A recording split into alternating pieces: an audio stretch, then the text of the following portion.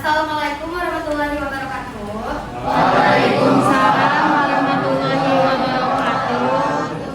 Perkenalkan, nama aku Diana Darti Wahyuni dari Universitas Indonesia Membangun, jurusan Ilmu Komunikasi. Di sini aku mau sharing tentang komunitas muda empati. Sebelumnya dia pernah dengar gak komunitas muda empati atau ada yang tahu? Enggak. Jadi komunitas muda empati ini adalah komunitas yang mengajak pemuda yang terlibat aktif dalam berbagai isu sosial, lingkungan atau kemanusiaan dan lain sebagainya. Di komunitas ini juga nggak cuma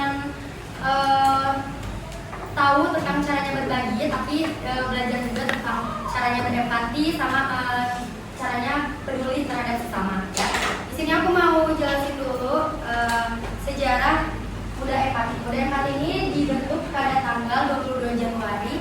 Tahunnya kalau nggak salah ini tahun 2023 karena ini baru batch ketiga.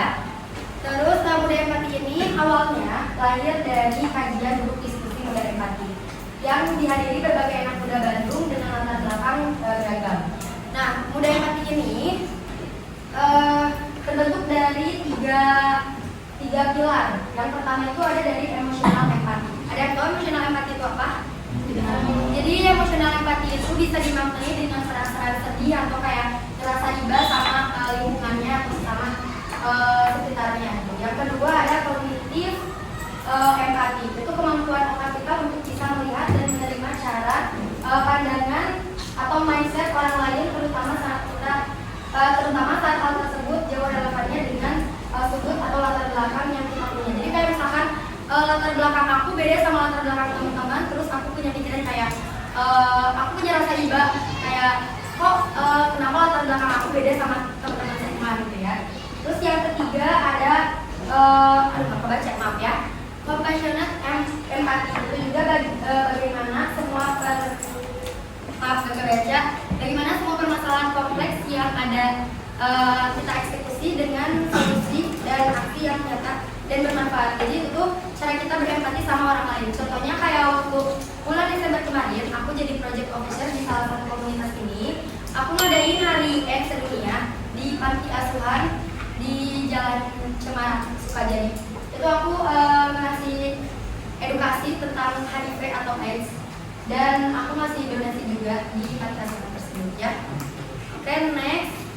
Tentang komunitas ini. Sebagai entitas yang bergerak di bidang sosial, Muda Empati memiliki visi untuk merealisasikan 8 dari 17 visi pembangunan berkelanjutan di Kota Bandung. Sederhananya kami percaya bahwa isu sustainable akan berimpact jika pemuda turut ambil-alih dan bergerak bersama dengan prinsip belajar bersama untuk tumbuh lebih jauh. Jadi di komunitas Muda Empati ini merealisasikan dari program SDGs. Ada yang pernah dengar? SDGs nanti bakal dijelasin di bawah ya.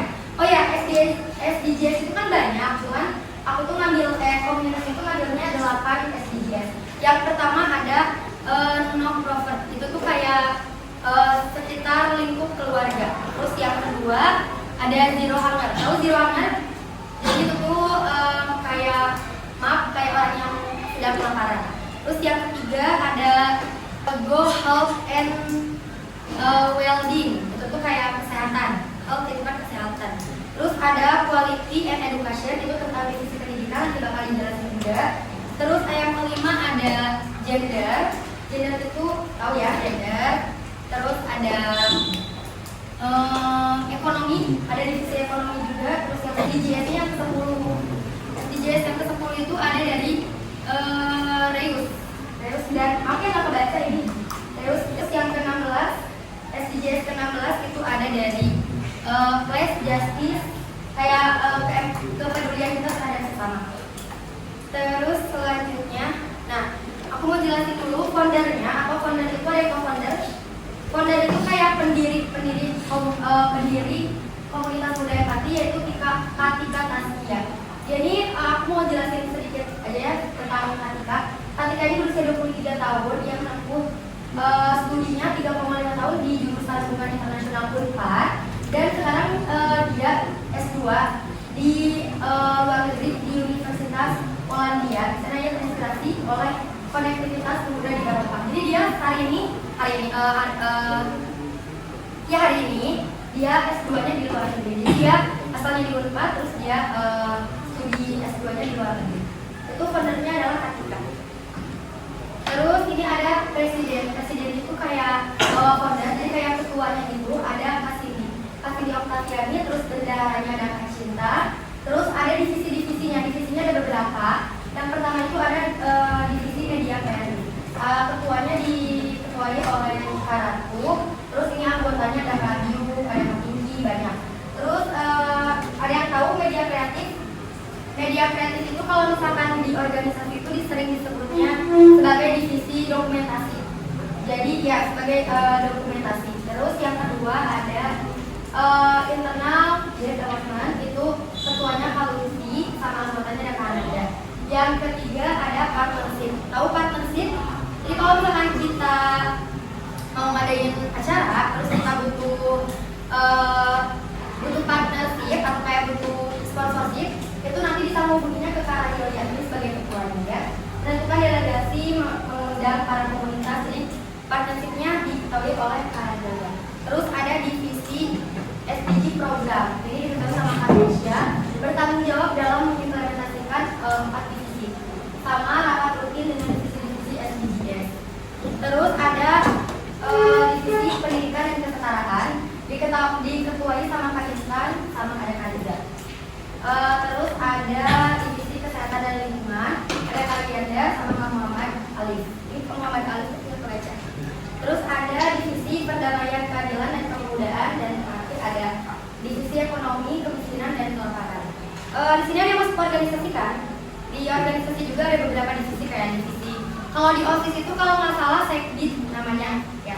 Kalau di organisasi, kalau di komunitas itu divisi. Tapi di organisasi juga kalau misalkan kita ngadain acara suka ada divisi acara, divisi dokumentasi itu selalu ada. Terus ini aku cuma liatin beberapa slide aja ya. Ini divisi internal development, dia bonding dan training anggota muda empati ke Curug Maribaya. Ini acara mereka, acara internal development. Terus ini visit internal ke rumah, terus yayasan Rumah Tumbuh Harapan adalah tempat anak-anak balita yang lahir tanpa keluarganya. Sama kayak waktu tahun kemarin Desember aku juga sama visit, tapi visitnya ke panti asuhan di Jawa Cemara. Terus ada divisi kreatif media. Nah, teman-teman yang punya Instagram boleh sambil di follow ya, nanti IG-nya Muda Empati, dan nanti bakal ada open recruitment batch 4. Kalau aku masuknya batch 3 tahun kemarin. Kalau tahun ini nanti ada di bulan Mei, kalau Mei atau Maret. Jadi boleh teman-teman kalau misalkan mau stalking dulu atau kalau misalkan mau lihat-lihat seputar Muda Empati, boleh nanti di follow aja IG-nya Muda-Empati. Ini ada namanya, kalau misalkan anak zaman sekarang mah disebutnya base camp ya. Tapi kalau misalkan komunitas itu disebutnya sekretariat. Jadi ada sekretariat di Buah Batu. Terus ada ruang podcastnya juga, ruang podcastnya kurang lebih kayak gini. Terus ada divisi partnership. Ini divisi partnership nih. Muda Empati melakukan kolaborasi dan membangun relasi dengan banyak komunitas, lembaga pemerintahan dan lainnya. Kemarin juga waktu pas aku visit ke panti asuhan, itu aku partnershipnya sama Eldoda yang di Braga. Ada kafe namanya Eldoda, itu aku alhamdulillahnya dikasih beberapa box nasi buat panti asuhan. Jadi alhamdulillahnya aku berpartnershipnya sama kafe Eldoda. Terus visi dan misi dari komunitas ini, visinya ada terwujudnya pemuda Bandung yang peduli di level empati terhadap lingkup kehidupan sosial, pendidikan, ekonomi, kebudayaan, dan sistem pemerintahan yang lebih baik, berkelanjutan bagi terciptanya kehidupan yang damai dan selaras.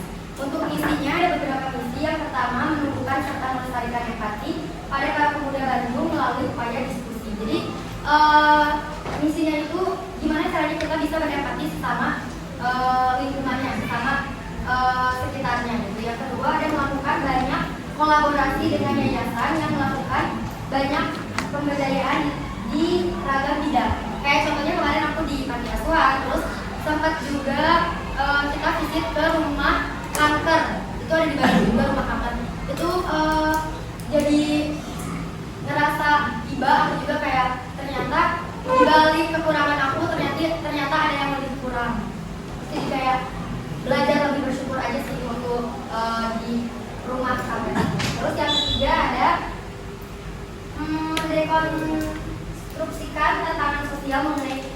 muda berkompetisi melahirkan sasa kerja sesama terintegrasi terutama lintas sektor. Kemarin juga nanti bisa di-share aja ya di IG-nya.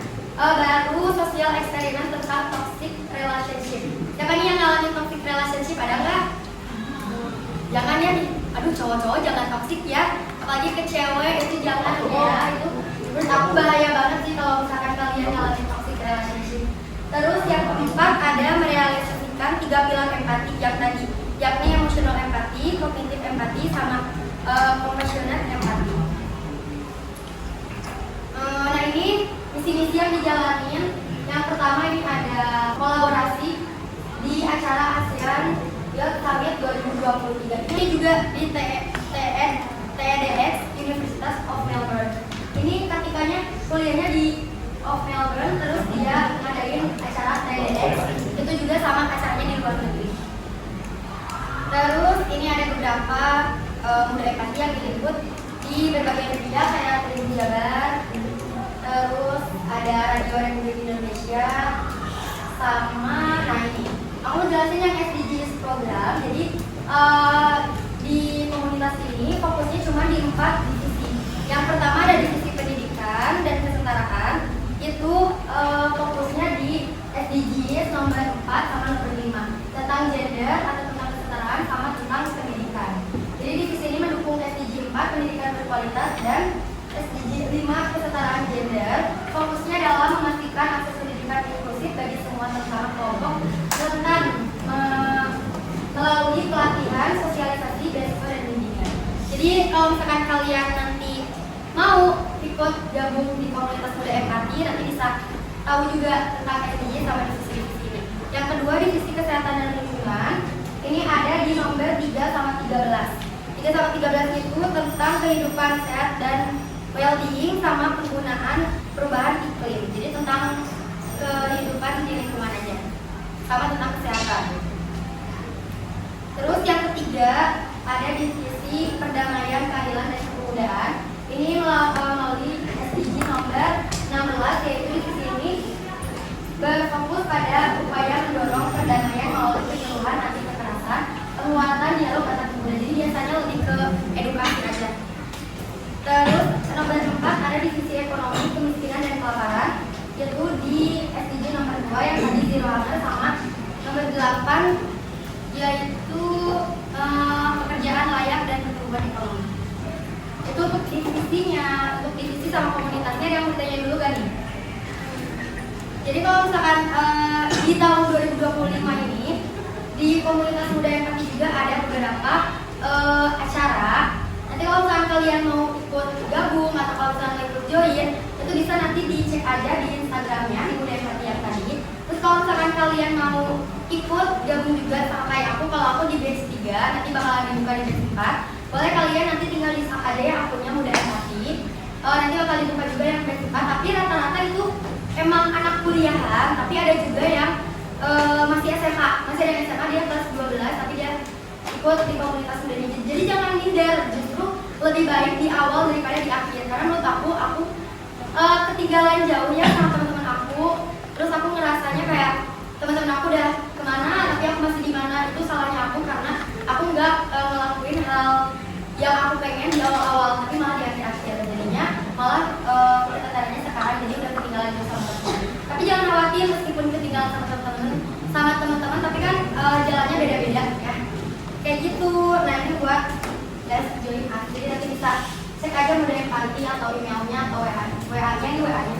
Terus ada link-linknya sama ini di sekretariatnya di Teknologi Jalan Batu Raden, Sumatera Barat. Ya.